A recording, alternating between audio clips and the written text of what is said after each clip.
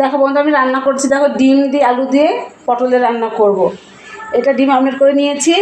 এখানে আমি পটল আলু কেটে নিয়েছি। দেখো, ডুমো ডুমো করে আলুগুলো কেটেছি, পটলগুলো কেটেছি।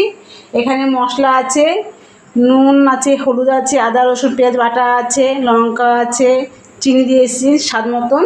আর দেখো, যে সাদা জিরেটা ফোড়ন দেবো আমি, দিয়ে দিলাম। একটা ছোটো দেখে তেজপাতা দেবো।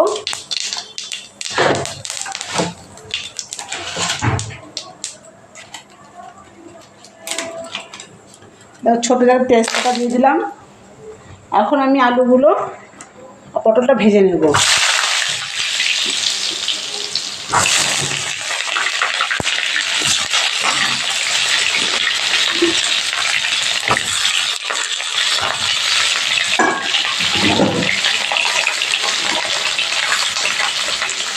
অল্প করে নুন দেবো আমি ভাজার জন্য, নাড়াচাড়া করবো। এবার একটু লাল লাল ভাজা হবে বন্ধুরা, তবেই তখন মশলাগুলো দিয়ে দেবো আস্তে আস্তে করে, একটু ভাজা হোক। দেখো বন্ধুরা, পটলগুলো আমি ভেজে নিয়েছি।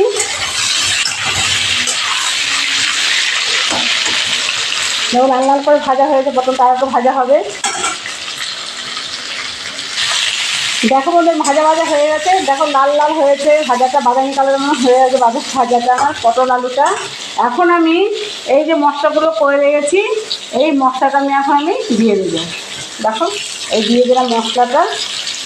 একটু জল দেবো। একটু জল দিলে তো মশলাটা পুড়ে যায় না, মশলা কষাতে সুবিধা হয়। এই জল দিলাম। এবার আমি এটা কষাবো ভালো করে।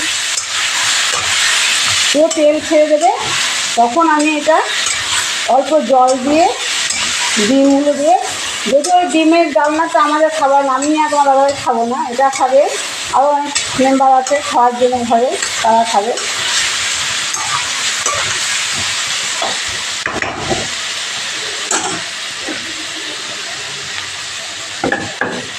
এই রান্নাটা ভালো করি বলে আমি রান্নাটা করছি। কালকেও লোটে মাছ রান্না করছি, রেসিপি দেওয়া আছে, ভিডিওতে ছেড়েছি আমি ওটা। আমি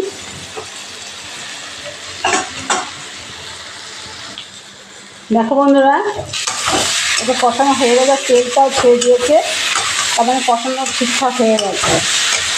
এবার আমি অল্প করে জলটা দেবো।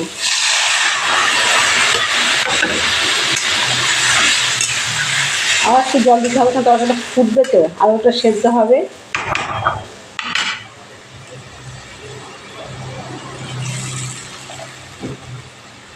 দেখো, ঝোলটা ফুটুক আর ডিমগুলো ছেড়ে দেবো। দেখো, 4 পিস ডিম আছে, 4 জনে আছে মেম্বার। এ দেখো 4টে ডিমগুলো আমি একটা একটা করে আমি দিয়ে দেবো। নাড়াচাড়া করবো, দিয়ে গ্যাসটা একটু কমিয়ে দিয়ে আস্তে আস্তে ফুটলে একটা তরকারি একদম ঠিকঠাক হয়ে যাবে। তোমরা এটা করে খাবে বন্ধুরা, খুব ভালো লাগবে।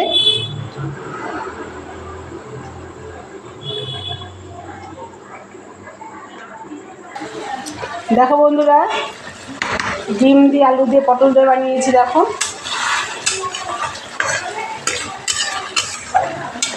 তোমরা এটা গরম গরম খাবে, গরম ভাতে খাবে বা রুটিতে, পরোটা যেতে খাও না কেন, ভালো, খুব সুন্দর খেতে লাগবে। দেখো,